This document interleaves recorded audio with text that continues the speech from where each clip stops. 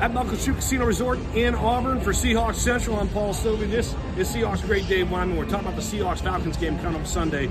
And Dave, I thought you made an interesting point. The Seahawks are coming off a 26-0 shutout of the Vikings, yet there's still people complaining about this game. Yeah, lots of complaints. And I'm like, number one, it's really hard to shut a team out. I don't care how bad their offense is. But then, a lot of people panicked about the number of sacks that Sam took and just how they couldn't get JSN going. And what if they take JSN away? And, it was just one of those games where I don't think they uncracked some, secret code to get to the Seahawks and ruin their offense. So I think that's what people are mostly worried about, and that the Atlanta Falcons are going to do that same thing. They're going to run their defense. But, both sides learned something. Like, if you're Atlanta, you're watching in that game and say, hey, I'll take a couple of these things. Maybe we can, get some pressure on them. But for the Seahawks, they learned things too, and so they're gonna have a lot of fixes for some of those things, that Minnesota's defense was doing. So, yeah, it was just kind of strange that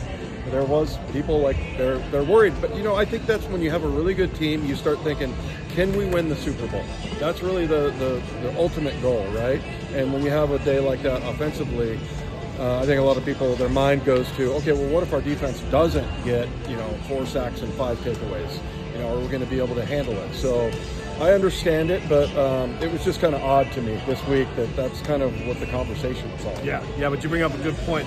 The conversation has shifted late in the season to, can they make the Super Bowl? Because the expectations for this team are now very high as they go down the final stretch. Next game at Atlanta.